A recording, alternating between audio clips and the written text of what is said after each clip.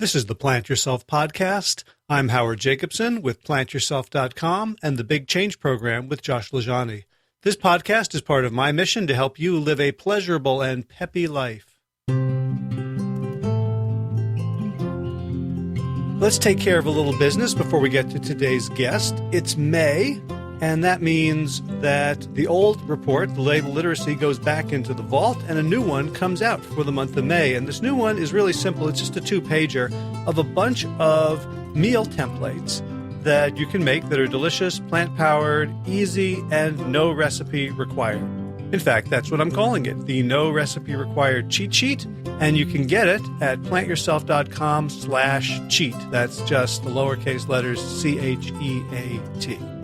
Second thing, I had a podcast consultation with a podcast pro, and one of the things I asked him was, how do I generate more revenue from the podcast? And we talked about all the things that I'm not willing to do, including taking advertising, including taking kickbacks from guests, stuff like that, sponsorships. So we arrived at a couple of things. One is me promoting my own services a little bit more assertively, which I'll get to later or next week or something. But the other idea I kind of liked was to produce some swag, to produce some Plant Yourself merchandise.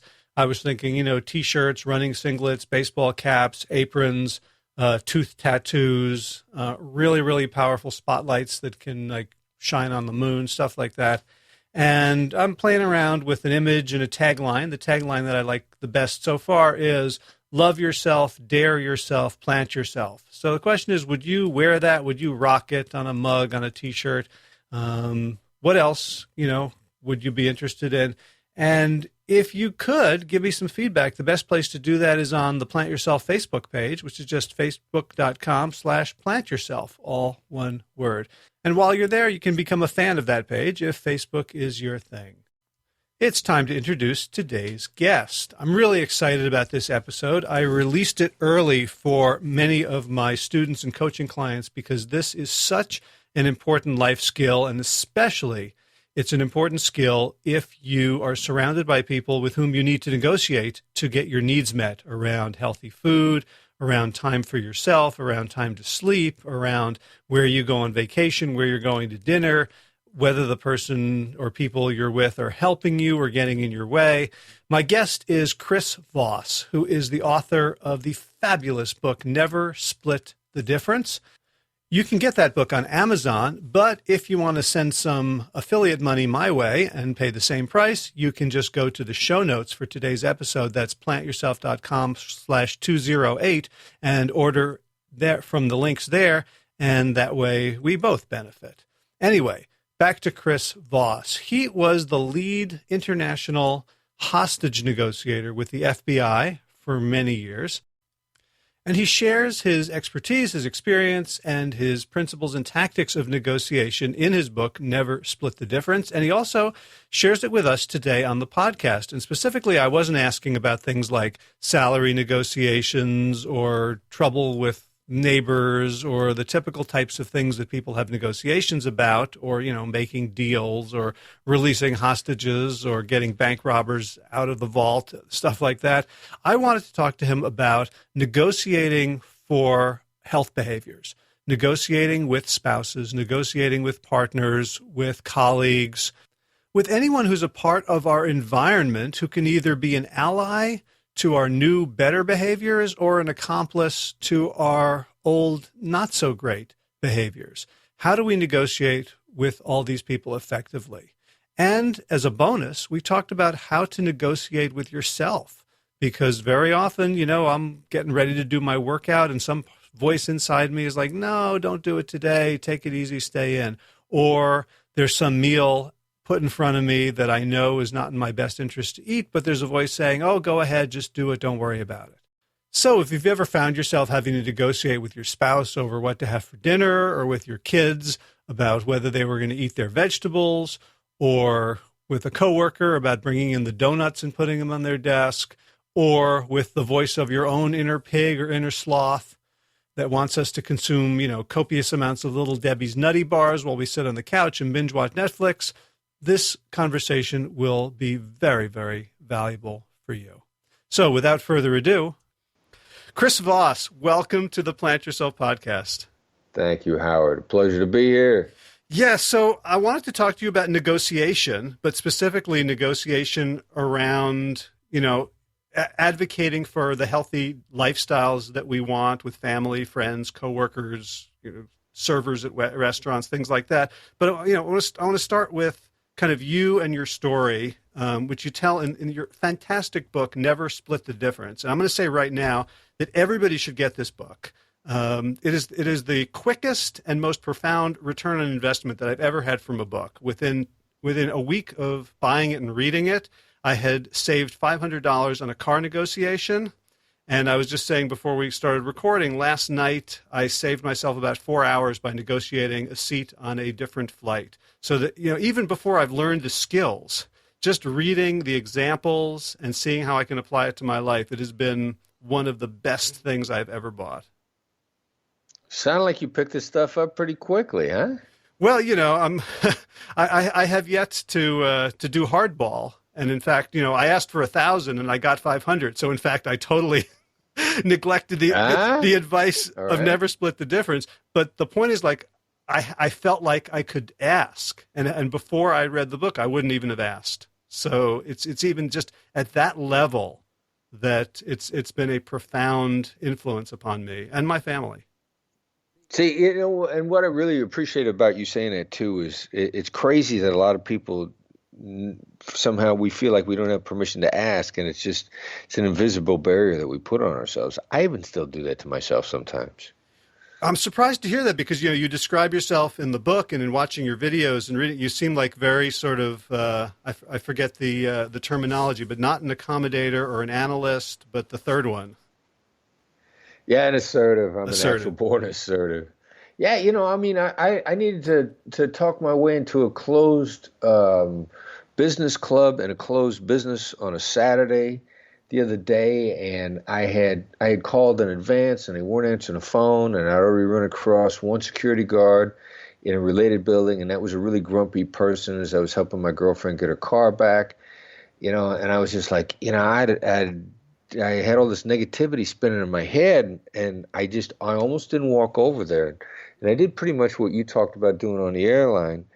I just walked over and kind of did what we call a cold read on somebody, just empathized in the situation because I knew that I was going to be a big pain in the neck getting in this building. And I said, look, I got an insane request. This is going to be ridiculous.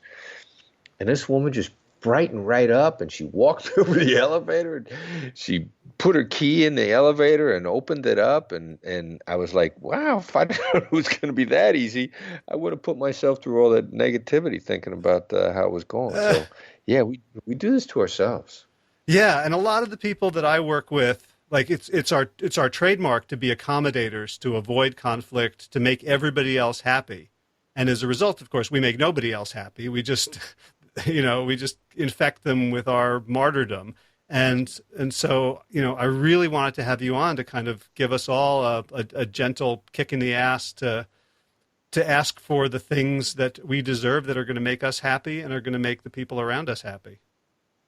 Awesome. Excellent. Yeah. Come to the edge and fly, right? All right. Let's begin the leap. So you talk about like the old rules of negotiation and the new rules of negotiation. I'd love for you just to give us a quick tour of your journey and who you are for people who won't have read the book yet, like what your cred is, what your experience is, and how you came to adopt these new rules that are in your book, Never Split the Difference. All right. Yeah, sure. All right. So I'm a recovering FBI agent. Hi, Chris. I haven't investigated anybody for 7 years. Like an AA meeting, right? Yeah. And I was a small town Iowa guy. Ended up as the FBI's lead international kidnapping negotiator.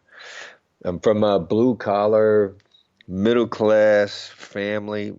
My dad was an entrepreneur, town of 7,000 people. We're just trying to build a better life for himself and his family and his kids and be an honest, hardworking businessman. And, I kind of grew up with the idea that hey, let's figure this out. Hard work showing up and hard work will get you a long way. And somewhere along the line, I like to have fun with the people that I worked with. And so consequently, I ended up a couple different groups of people within the FBI at different times where we like to work hard and have fun with each other. And I was lucky enough to be on some great teams. I mean, we did some cool stuff. Won the Attorney General's Award. I was nominated for the FBI Director's Award. Was nominated for Attorney General's Award several times, as a matter of fact. But mostly because I work with great people and try to be understanding of them. So then in the process of getting better at hostage negotiation, talked my way into Harvard Law School's negotiation course and learned a lot from those guys. And I had always suspected that, been trying to apply this stuff in business and personal life since my early days on a suicide hotline. I was like, this stuff, why should this stuff only, this great communication and empathy and, really understanding the other side and then making the other side feel good about being understood, why should this just be restricted to, somebody in crisis when, heck, half the time in our personal lives we feel like we're in crisis anyway? So, and I got to tell you something. You think negotiating a prison siege is tough. Maybe you ought to try a family dinner around the holidays, right? Especially these days. Yeah. Yeah. So, I just started. From my early days, they told me to go volunteer on a suicide hotline before I could be a hostage negotiator, which was the best training I ever got. And that was back in the early 90s. And from those days forward, I was always looking for the parallels. And even in with my significant others, with my kids, with everybody, because the stuff is just, it's too good to just not let people who are important to you experience the benefits also, to tell kind of a long story.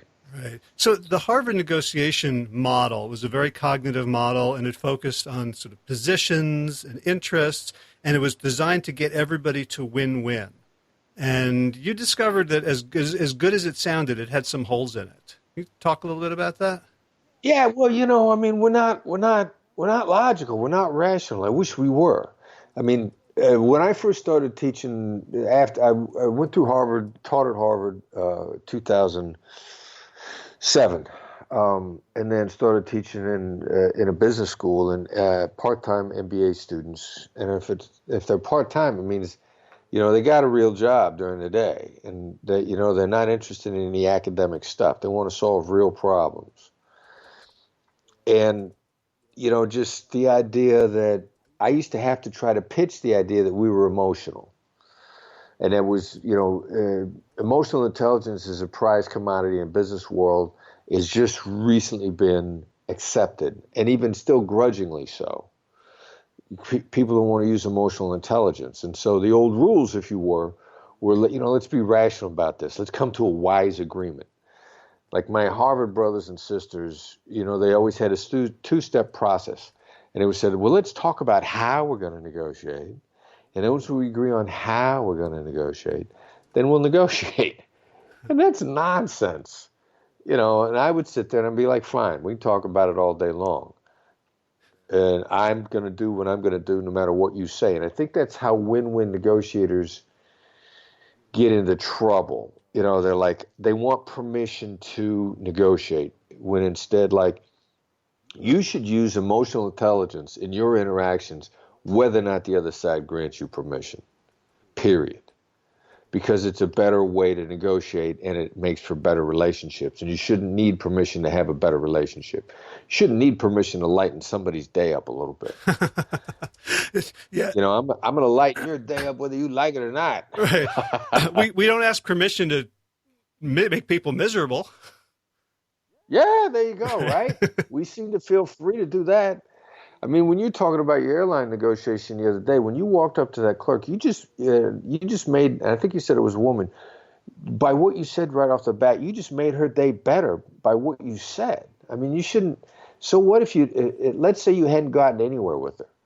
You made a positive deposit in the karma bank of the universe. You made the universe a slightly better place in that instance. And if you get anything else out of it, so much the better. And, I think the more we do that with each other every day, the better off we all are. I love that you said that because, first of all, it makes me feel like the next time I'm at an airport and I don't need anything, like, why wouldn't I do that anyway?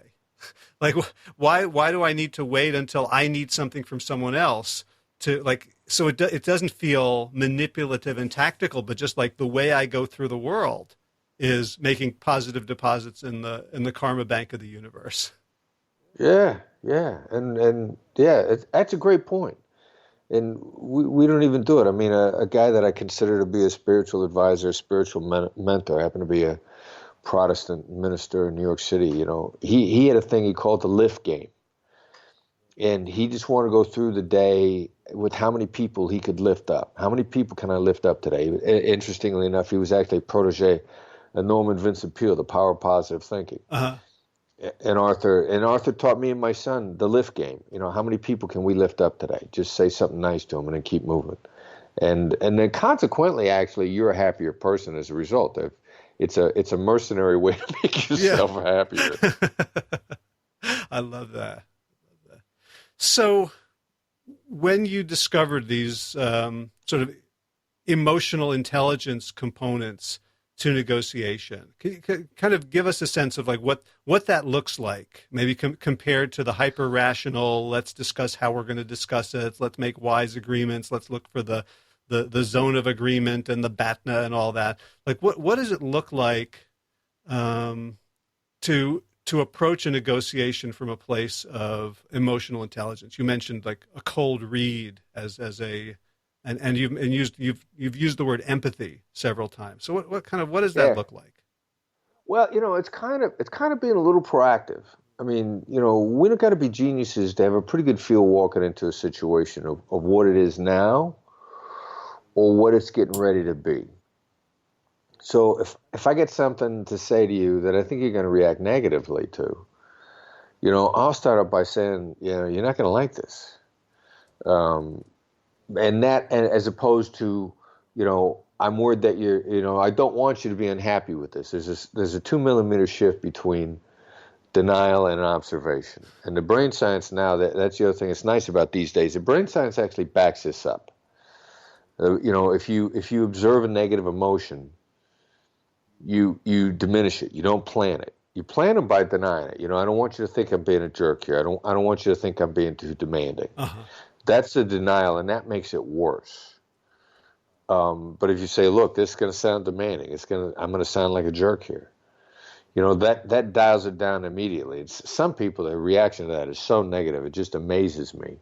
Oh, well, it's so counterintuitive to lead that way, because all I want to do as an accommodator is to make all those differences disappear. I just want us to merge, right? Yeah. So if I, what I want to say is, this is going to, if I'm going to negotiate with my spouse about like the food rules of the kitchen, what goes in the fridge, what goes on the shelf and all that, I want to make it in my mind. I want to go like, this is going to be great for you too. So let's not even think of this as a difference. And yet you're saying, like, really step in and acknowledge and put a spotlight front and center on the negative from the other person's perspective. Right. And what the other person, what they feel is this tremendous amount of appreciation. And that's why, it's so counterintuitive to us, but to them it's awesome. I mean, it's awesome. And I went back, I was just going back through, because I have my students in the classes, they write papers about their experience in the real world about applying these skills. And I was looking at one between a husband and wife the other day. And the husband wants to talk to his wife about buying a house that he knows is the type of house that she's already expressed that she doesn't want. But he knows they can get it's a great step forward. It's a good way to get started. And he says, honey, I got something I want to talk to you about. I know it's going to seem like I never pay any attention to you and I don't listen to you and I don't appreciate, what you want. Wow. And she stopped in her tracks and she says, and he also said, and I know I'm going to seem like a jerk. she stopped in her tracks and she goes like, she says, what's up? She says, I don't think that you don't appreciate what I want and that you don't pay attention to what I say. And then he laughed and he said back to her, so I am a jerk. And they both laughed. But he got her attention in a way where she was really dialed in and felt so appreciated that he respected how she was feeling about something. And they got through it really quickly, and she felt respected and appreciated. And I'll tell you one other that I just thought of too. Two good friends of mine that are both extremely successful executives in Silicon Valley. The spouse to be, they're engaged to be married. She says to her husband or her fiance one day, she says, "What's going on with you? I like talking to you these days. This seems really odd. Why do I like talking to you?" And he goes, "Well, I've been taking this negotiation course, and they're making me actually use what they're teaching in my real life." And she says, "This is awesome. What's the course? What are you learning?" And he says, "Yeah, well, it's built around this book called Never Split the Difference." And she turned around, she went out and bought 6 copies for all of her girlfriends' husbands and boyfriends. Because she says, I like talking to him all of a sudden. He's not always trying to solve my problems. He appreciates how I feel. I love it. So it's kind of crazy. Yeah. And I love how, when I have something that I want to bring up that I know is, going to be potentially conflictual or unpleasant, and I'm trying to hide it, I do a shitty job of hiding it. So it comes across. My wife's like, "Okay, what did I do wrong?" Like he's gonna be angry at me. Like even the energy of me coming and saying, "Hey, can I talk to you about something?" Like I think almost everyone hears that as, "You need to go to the principal's office. You've been bad." And so, I can tell you something. That is a loaded question. Can I talk to you about something? It's like, proceed at your peril. Yeah, like, look, I know I like talking to you, but I know I don't want to talk about this. Right. So to step in and take ownership of my negative contribution. So you're in the driver's seat. You get to absolve me or say, "Yeah, I do feel that way sometimes." It really kind of feels like it breaks the ice.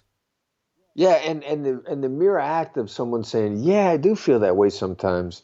Again, the brain science shows us that in that moment, the negativity dials down. The recognition of a negative emotion by a person always dials it down. Always, always, always. They've watched the brain electronically. They know where the negative emotions are amplified in the brain. We also know now that there's basically 3 times the amount of real estate in the brain to amplify negative emotions, which is why basically negatives have 3 times the impact in our lives, 3 to 9 times the impact. And so knowing that the mere recognition and awareness of a negative dials it down each and every time is counterintuitive, but it's a powerful thing. Right. And when we're on the receiving end of it, it makes total sense. And yet it's crazy how counterintuitive it feels to do something that feels so good when it's done to us. Yeah, exactly right. If it gets done to us, it feels enormously good. And we don't make that connect because we're afraid to do unto others. All right. So if you want to begin a negotiation, you can start with this proactivity. You're not going to like this, or as your couple, the man in the couple did it, where he's kind of acknowledging some potential negative thoughts. What's the next thing you would have people do as they enter into a negotiation? What's the goal? What are they looking for? Well, first of all, then once you do that, you got to go silent. You got to let it sink in. There's something called the effective pause, and you got to let this stuff sink in. A lot of people are horrified at that concept in and of itself. Some people really struggle with silence, especially those that signal their anger with silence. Giving somebody the silent treatment. And so their problem is they misinterpret going silent as this person's going to think I'm angry. And they really, and having said something that's really important, you got to let it sink in. So you're not signaling anger in this context with silence. Okay. You're giving the other person a lot of appreciation. You're letting them react. You're actually letting the brain trigger specific chemicals and let those chemicals work through the system, serotonin, dopamine, a variety of things like that are good for us. You're letting that stuff have its impact and sink in. And so then you let the other person respond. Now, they're either going to want to know what's on your mind, which you can then sort of express a goal, but then the other thing to do in all negotiations, the secret to getting the upper hand or to having a collaborative relationship is really letting the other side have some control also. You ask a how or what question. What do you want to do? Honey, I know this seems really selfish of me, and you really love watching TV, and you feel like that this is our time together. And at the same time, I'm struggling with, eating better, sleeping better. I want to construct an opportunity, whatever it is your goal, sort of lay out your goal. And then say, what do you want me to do? How do you want me to deal with this? Invite the other person into the collaboration so that they feel a part of it. They feel engaged in the outcome. Then whatever you're working for becomes, as soon as they're invited in with the how or what question, now it's part of them too, especially when, because your significant other, this is a joint endeavor anyway. So you want them to feel ownership in a positive nature of the outcome. And it's more likely that it's going to happen as a result that they've gotten ownership as well. They're gonna be part of the implementation. Who knows, they may even, it gives you the opportunity to get a black swan, if you will. Like maybe it's something they want, or maybe they have a better idea. So, and a significant enough period of time, the other person has something to contribute that's going to make it better. Now this is a double win. So what do you mean by a black swan for people who haven't read your book? All right, yeah, a piece of information that changes everything. That either, it's typically it's a positive that you're like, holy cow, I want that too. Or it's a negative that you weren't aware of, which now you can navigate, because, negative that you're unaware of, that's a landmine that you're going to step on. And you just soon know where those are. And then, of course, the flexibility in what you're after. There's a great husband-wife negotiation over a Christmas tree, that I talk about in my book, because it's like one of my favorite negotiations. Husband wants an artificial tree. Wife wants a real tree. And he can't figure out why she won't accept his logic. Logic, there is no logic. But he's got all this logic, all this rationality, and she just don't want to hear it, don't want to hear it, don't want to hear it, shutting down on him because she wants a real tree. So finally he asks himself, he goes, there's got to be, why is she crazy? So, but he wants to demonstrate some understanding. So he's asking himself, all right, so if she's this crazy about this, and I don't know anything about it, whatever's driving to her happened to her before I met her. And we're talking about a family thing, so maybe it has to do with when she was growing up. So he thinks he's going to diffuse this by just saying, like, seems like he had real trees growing up, which is, an application of a tool we call a label. It's just an observation. Seems like it sounds like. Just observing. It's ridiculously powerful. It's a stealth weapon. And she goes, yeah. She says, I have all these great memories of the holidays with my brothers and sisters and the smell of a real Christmas tree. And those memories are so strong in my mind. Every time I smell a tree, I think about how wonderful the holidays were with my family. And I want our kids to have those same memories.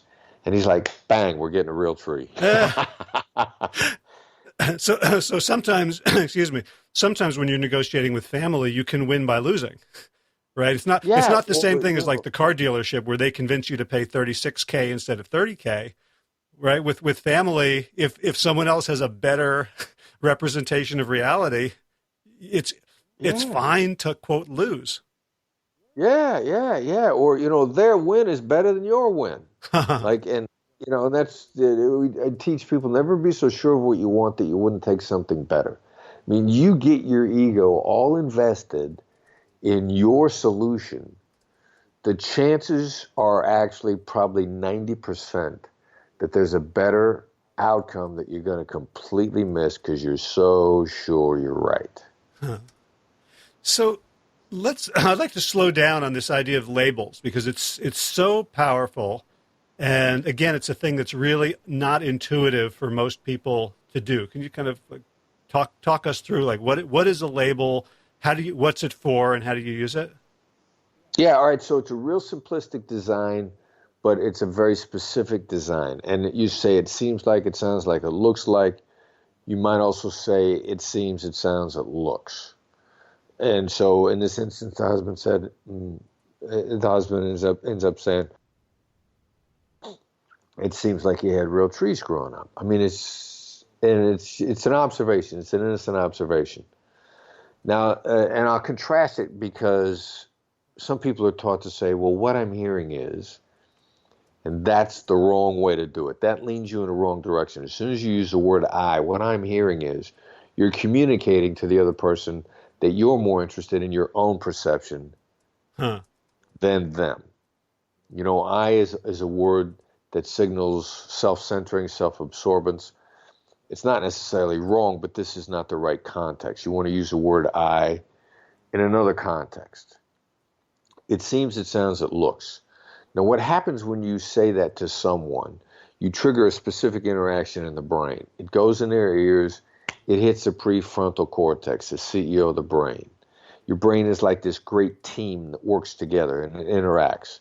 You got a CEO, and then you got your emotional system, which is called the limbic system. Limbic system always listens. Limbic system is active when you're asleep. You can as effectively shut down your emotions, your limbic system, as effectively as you can shut down your breathing. I can hold my breath. Yeah, for about a minute. So what happens when you say it seems, it sounds, it looks, the prefrontal cortex hollers back at the limbic system and says, hey, does it seem like this to us? And that triggers a contemplative moment inside. And in that contemplative moment, that's when you either dial down the negatives or you dial up the positives. It's those two gauges in the brain work completely opposite. A friend of mine once said to me, it sounds like your family's really close. When I've been talking about my family, I remember a literal physical rush. I felt so good when he said that because it drew together everything that I've been telling him and describing my family. I now know from the brain science that he punched a portion of my amygdala that releases serotonin and dopamine in my system, which is why it felt so good. Or when you label a negative, there's a different response where the negative's dialed down and people gain strength. They get stronger. That's why when a husband said, it seems like he had real trees growing up. And she goes, yes, because he hit that portion of the brain that triggered that memory that actually released serotonin and dopamine into her system and made her feel better. So it's a very specific design. It seems, it sounds, it looks. You seem, you sound, you look, because it maximizes the contemplative reaction in the other person's brain. Right. So, I mean, one thing that occurs to me about that is when you do give someone a dopamine rush, you're giving them a gift.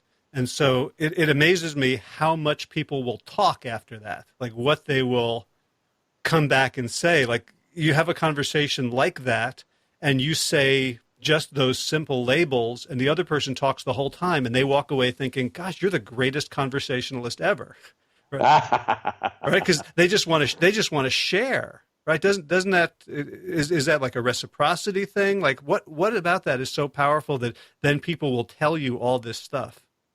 Yeah, I don't know, but I have people say it to me all the time. I mean, I get people saying like, God, I can't get people to shut up.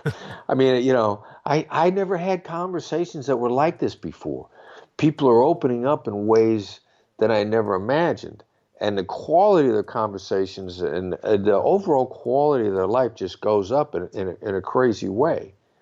And so, yeah, I mean, people just these negative barriers that stop us from talking, stop us from sharing, because where people are going to say, "Oh, I don't want you to feel that way."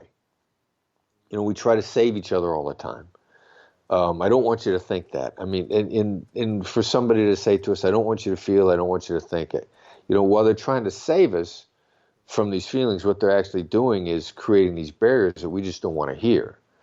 And you say to somebody, "I don't want you to feel that way," what the other person says to themselves inside is like, "All right, so this is a point not to talk to this person." This is a lesson that I've just learned. Don't talk to this person about this stuff because I'm just going to hit a barrier. Right. And, that's kind of how this happens and why people don't open up effectively, too. Here's another crazy thing.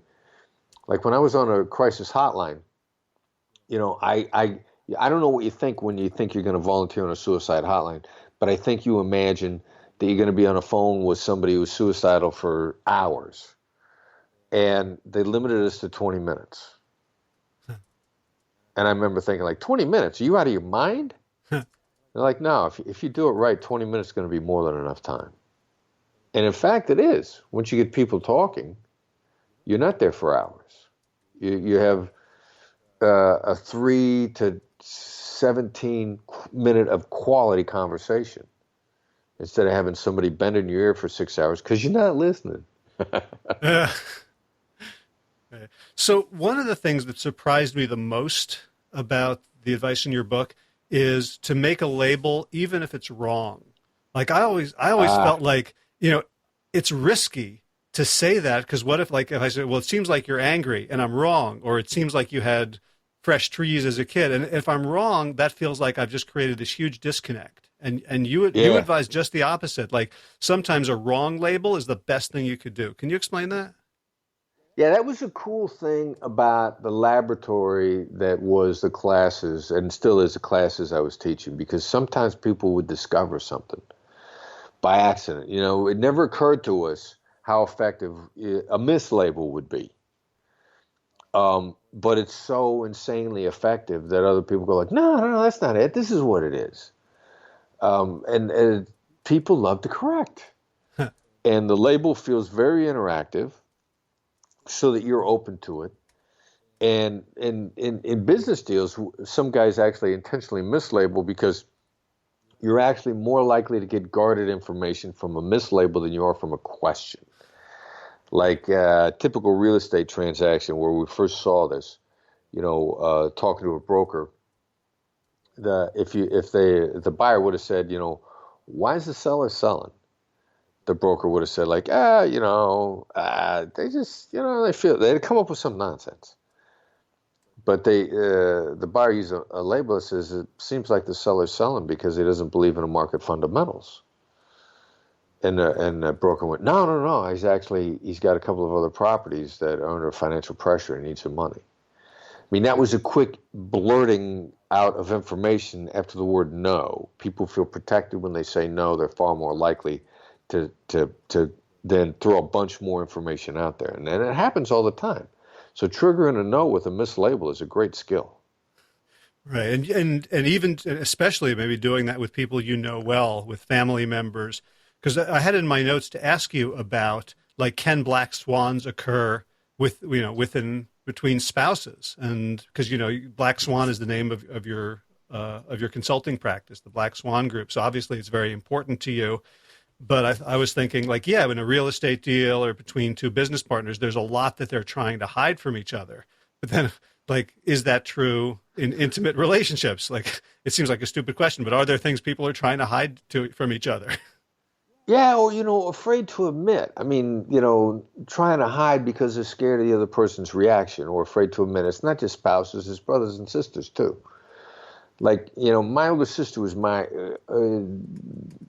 I always looked up to my older sister, especially in high school. And, my older sister dated a captain of a football team. She was a member of the homecoming court. I mean, her senior year I was like, wow. And the football team were all these superstars. I mean, and I so admired, I looked up to her so much.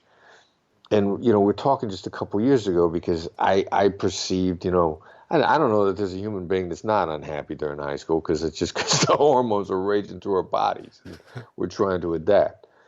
But I remember saying to her, like, yeah, I was pretty unhappy in my last couple of years in high school. And the shock look came across her face, and she talked about the same thing. And I perceived that she was deliriously happy with how great it looked. And I think she perceived that I was happy-go-lucky. And so, it's between brothers and sisters. After all these years, we had these misconceptions of the other person. It wasn't like we were nefariously hiding the information from the other person. We're afraid to admit it. And I think that's the biggest thing with spouses, too. It's, maybe there are a few nefarious things that people are hiding, but by and large, we're afraid to admit our vulnerabilities if we just thought it would be okay. And so, yeah, negotiation, black swans with spouses, tons of them there. And it seems like beyond that specific negotiation, if you can develop a relationship with your spouse or your family, whoever it is, in which they are unafraid to admit vulnerabilities to you, that feels like a really beautiful, graceful relationship. Yeah. Yes, exactly. And when you get to the point that you're unafraid to admit vulnerabilities, then the counterintuitive thing is the other person actually respects you more, sees you as more fearless. I mean, it's approaching things you're afraid of fearlessly. It's not whether or not you're afraid of it; it's whether or not you can approach it fearlessly, and it really builds esteem in somebody else to say, like, yeah, but I'm scared to death every single day. That sort of admission like that, the admission and the way that you say it. They're like, wow, yeah, I'm scared too, but he seems pretty fearless about his fear. And the brain, this circuitry we have in our head is just some crazy stuff, isn't it? Yeah. So I'm imagining some people are listening to this and they're thinking, well, this is great process and they're going to be empowered, but they still fear the outcome is going to be no, that their spouse that they're negotiating with about what they're going to eat or how often they're going to go out to a restaurant or all that they're still going to say no. And you have a whole chapter in Never Split the Difference called Beware Yes and Master No. So can you talk about why we should not fear them? We put out our gambit and then they say, no, I don't want to do that. Well, it's never no by itself. It's always no and the real value is where the and is. So you get your conversation so that the no is only confined to maybe one small piece, and then you get into the and here are the other considerations, and here's the rest of the thinking. So the no is not a rejection of you. The no becomes focused on a course of action that doesn't work for the moment. And it's a way to narrow this down so that no just becomes another answer in a collaborative conversation. And that then it doesn't become a personal rejection. So, and the other thing too is in mastering no is understanding what happens to someone when they say no. There's what happens when we hear no, and what happens when we say no. And when we say no, we feel protected. There's not a parent out there, and my son is my director of operations now and a full-on contributor to our thinking. When he was 17. The words "Dad, can I" were always met with a no before he finished the sentence. But having said no, I can remember probably every time. Once I said no, I would say, all right, so what was it that you wanted? Because since I already said no, I felt protected and I was willing to listen. And he came to learn that after I said no was actually his best chance of making his case for something. So he wasn't afraid of no. He was, and kids aren't. And our kids learn that after a parent has said no, there's a real good chance that now I can make my case, and they might be more open than before they said no, because people feel protected when they say the word no. Oh, I love that. So it sounds like when we hear the word no, our brains do something. So there's a case where, as in Daniel Kahneman's lingo of system 2 and system 1, our system 1, the limbic system might feel bad, but we can override that with this knowledge that their no is something that we should expect and actually welcome as a step to, because if they didn't have that no, we wouldn't even need to have the conversation, right? Yeah. A no should be a welcome step. I mean, sometimes I look at it as if you were going to carve a statue out of stone, you get rid of what doesn't work and you're left with something that's beautiful. So your no's help you get rid of what doesn't work. And maybe you can sculpt a great interaction as a result. Gotcha. One thing we haven't talked about, which seems incredibly powerful, and I have to admit that I have not yet had the guts to do it, at least consciously, is mirroring. Can you talk about that? Because it feels so damn manipulative. And I'm always sure I'm going to get caught. And in fact, in the book, you tell a story in which there's mirroring going on, being done to you, and you don't notice it. But I, as the listener to the audiobook, I hear it right away. And so, which reinforces this idea in my mind that everyone can spot it. Can you talk about what mirroring is and why it's so powerful and how it can be used effectively? Well, yeah, it feels ridiculously awkward and nobody spots. It's repeating the last 1 to 3 words of what someone has just said. And then after that, when you get really good at it, I mean, you're going to pick out 1 to 3 selected words, and it's word for word. I had a colleague of mine that loves to argue concepts, and we're talking late one night, and he says, I don't think this mirroring stuff works. I don't see how it could be possible to get somebody talking by just repeating the last 3 words. And I said, the last 3 words?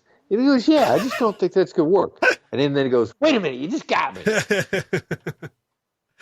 And, it's this unconscious reaction where people go on and people love it.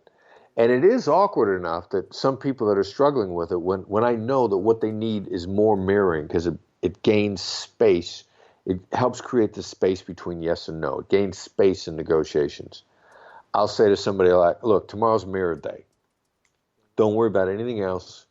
I want you to mirror everybody that you talk to the entire day.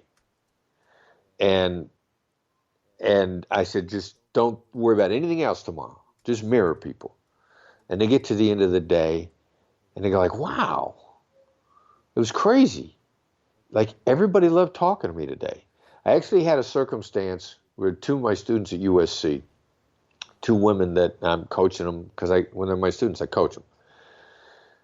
And one of them comes up to me and she says, all right, so I need help in this. This is what I need to do. And I said, well, you need more mirrors. And this is what I want you to do tomorrow. I want tomorrow to be mirror day. I says, as a matter of fact, I just put, one of your fellow students through this today, Raphael. I said, that's what I had her doing today. And she goes, what? I go, yeah. She says, Raphael's a good friend of mine. And I had a bunch of wonderful conversations with her today. I didn't know that's what she was doing. She said, I fell into this today. Raphael and I had some of the most delightful conversations today. And that's all she was doing to me? I go, yeah, there you go, right? So you should be fine doing it tomorrow because you just had it done to you today. But it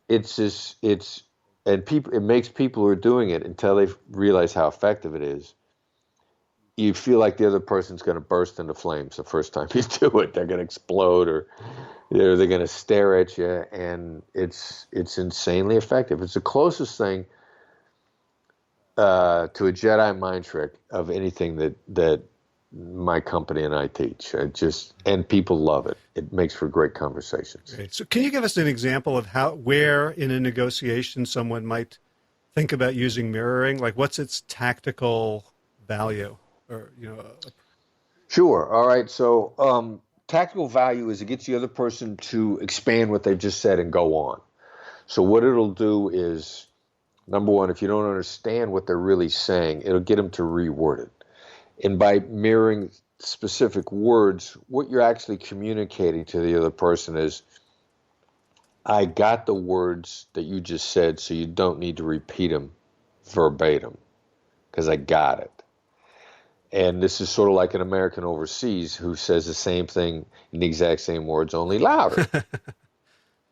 Well, you don't get that response when you mirror because you just confirm you got the word. So part of their brain interaction is like, oh, I need to use different words. And so they expand.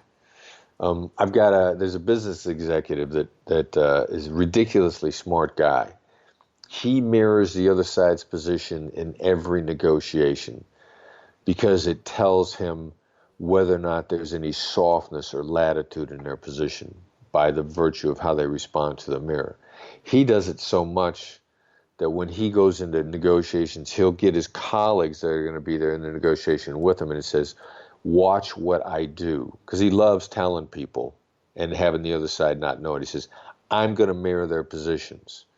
I'm going to repeat throughout this conversation, I'm going to repeat the last 1 to 3 words that they say. I'm going to do it over and over and over. They're never going to see it, and they're always going to expand, because he's a big show-off, and he loves telling people he's going to do this. And the first time he did this with his colleagues, they were like, yeah, sure, fine. And then they'd walk into the negotiations, and every time he'd mirror, he'd kind of sneak a look at one of his colleagues and kind of go like, see, I told you so, as the other side went on.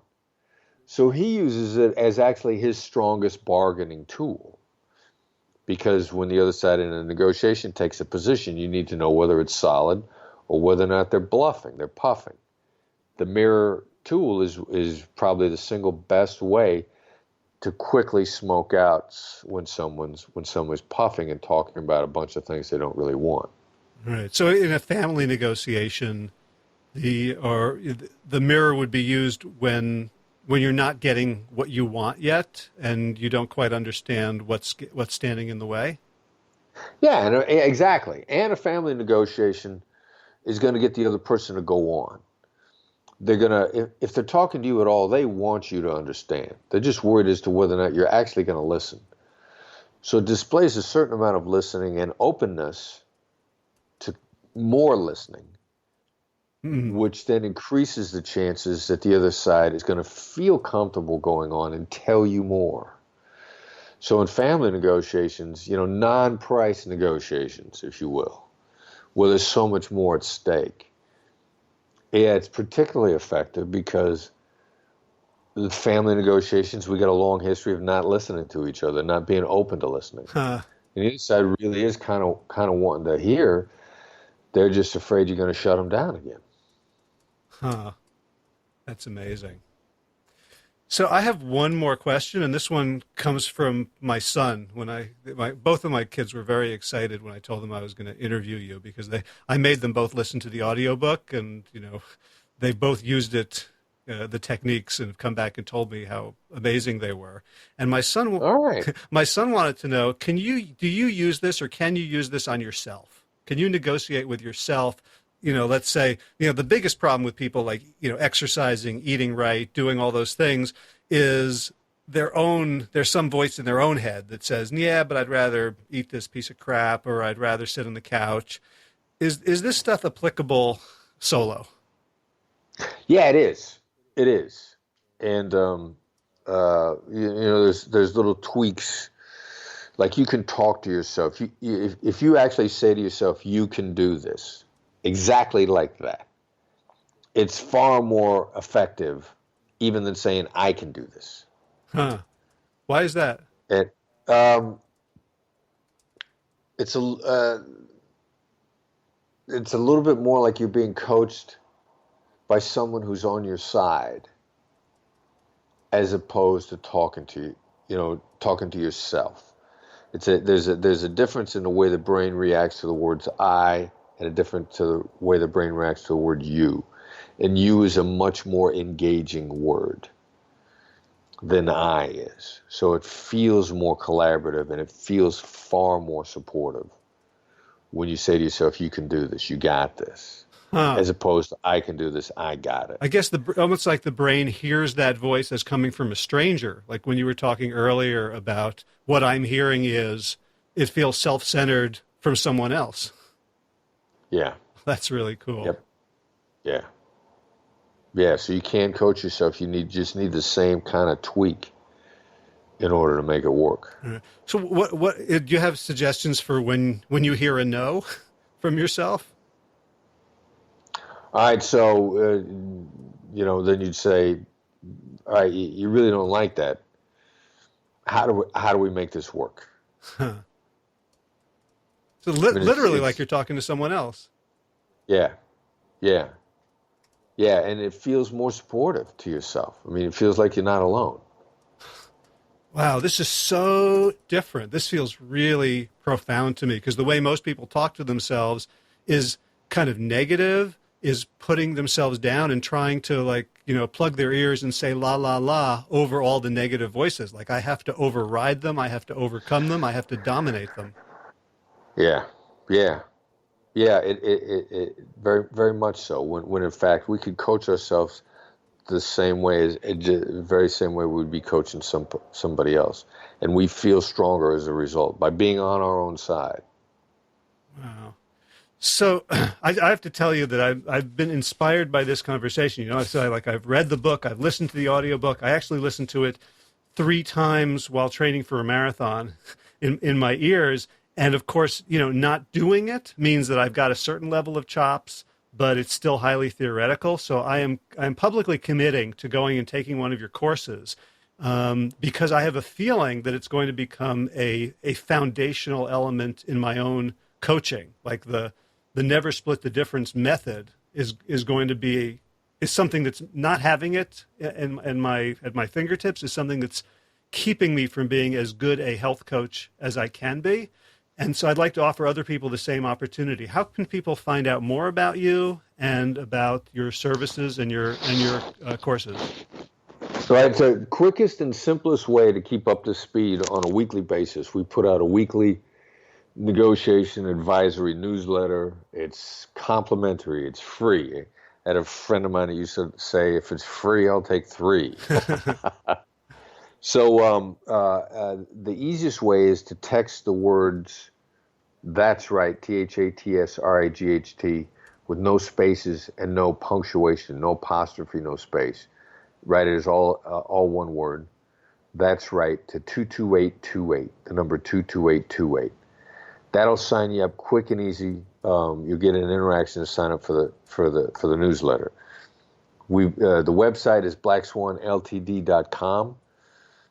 And we've got other training sessions, but we just did a 1-day training to anybody that wanted to show up in Los Angeles, and we've got more coming up, and we tell about those in the newsletter. We tell you where you can get the best price on the book, Amazon, as usual. But the quickest way to stay up to speed on everything we're doing is subscribing to the newsletter. Awesome. And I get it. I get a lot of newsletters, and honestly, there's very few of them that I read. There's some that I just don't read at all. There's others that I put into a folder for this is going to be useful. And yours, I read right away because I find it's weird. It's like serendipity. Like when I read that article, like that day, I'm going to find an opportunity to use that particular technique. It really is it's a short newsletter, and it's really useful and to the point and entertaining. So I definitely recommend that to everyone, even if you can't afford the book yet. The newsletter will empower you. Yeah, it's awesome. And like you said, we try to make it concise and short so that if you have an opportunity to use it that day, that you can. Well, Chris Voss, it's such an honor to talk to you. I really look forward to meeting you in person at one of your courses. I am committing to doing that, to bettering myself. And I want to thank you for all the work you're doing and for taking the time today. Howard, I'm looking forward to meeting you in person, man. Thank you for having me on. All right, take care. If you enjoyed this episode of the Plant Yourself podcast, please subscribe and leave a review on iTunes. For more information about the Big Change Program, led by me and Josh LaJaunie, visit bigchangeprogram.com. And be sure to check out the show notes for today's episode with links to everything we talked about, and for the very first time, a real-time transcription of the entire conversation, thanks to Tracy Scharf, at plantyourself.com/208. That's right. You can read the transcription right from the show notes, or you can download it in PDF format. Thank you, Tracy, and thanks to all the other members of the Plant Yourself Transcription Army. In addition to being really convenient, I hope the transcriptions will allow us to spread our advocacy to the deaf and hearing impaired communities. Big thanks to Plant Yourself podcast patrons Kim Harrison, Lynn McClellan, Anthony Disson, Brittany Porter, Dominic Morrow, Barbara Whitney, Tammy Black, Amy Good, Amanda Hatherley, Mary Jane Wheeler, Ellen Kennelly, Melissa Cobb, Rachel Behrens, Christine Nielsen, Tina Scharf, Tina Ahern, Jonathan Jen Vilkanovsky, David Bizek, The Mysterious Michelle X, Elsbeth Feldman, Victoria Dolomanova, Leah Stoller, Alan Christensen, Colleen Peck, Michelle Landry, Josina, Julianne Rowland, Stu Dolnick, Sarah Durkis, Rhymes with Circus, Kelly Cameron, Wayne Pedersen, Leanne Peterson, Janet Selby, Claire Adams, Tom Franzek, Jeanette Benham, and Gila Lacerte. Welcome, Gila, for your generous support of the podcast. Thanks also to Will Ridenauer for allowing me to use his beautiful song, Sabali Dan, Dance of Peace. You can find more of Will's music at his website, willridenauer.com. If you'd like to support the show, you can share this and other episodes on social media and via email. You can write a review on iTunes. Man, we haven't gotten a review since the 4th of April. I'm feeling parched here for reviews. Those really help us gain traction, get more listenership. So if you have a couple of minutes and you're enjoying the show and you've listened and you've gotten value, please take a few minutes to go write a review on iTunes for us. Thanks. Also, you can become, of course, a patron of the show with a one-time gift or an ongoing contribution. You can do so at plantyourself.com. Just find the donate button on the right sidebar. In garden news, I planted beans yesterday, 24 bush beans and 18 pole beans. It's part of my homegrown calorie initiative for this summer, and I used a method shared by Paul Gauci in his documentary Back to Eden, which I think you can find at backtoedenfilm.com. It's really cool. He's a very religious Christian who got inspired by looking at nature and looking at the woods and looking at how things grow without human intervention to formulate his own garden. And so his documentary is called Back to Eden. And basically it involves using lots and lots of wood chips and just a bit of soil to cradle each bean. So instead of needing tons of manure and compost, just the amount that goes around each bean to help it get a good start, with wood chips and then soil under there. I'll let you know how it goes. In running news, I got a 5K on Saturday. I've got the Umstead Half Marathon. It's my first trail run, kind of technical trail run, or semi-technical, I guess, on May 21st. And you know how sometimes people get drunk and they do stupid things late at night? Well, I didn't get drunk, but I was part of a pretty frenzied iMessage conversation with Josh LaJaunie and Marcus Cook and Garth Davis. And basically, they kind of goaded me into signing up for this marathon, which is coming up in June. They're all going, and they're going to hang out, and a bunch of other people I know, other podcast guests are going to be there as well. So, it was just, all right, I found a cheap flight, and why not? And I signed up, and then it was midnight, and I went to bed. The next morning, I got up to read about this race, which is called the Leadville Marathon, and holy cow, it starts at 10,000 feet. It goes up to 13,000 feet. It seems really daunting and quite scary, in fact. So I got up this morning to train, and I decided to wear a dark shirt and put a backpack on to kind of simulate the effects of altitude as best I can here down near sea level. So I've got almost 2 months, like 6.5 weeks to prepare for that. And hopefully I will be back after that to continue podcasting for all you good people. That's it for this week. So as always, be well, my friends.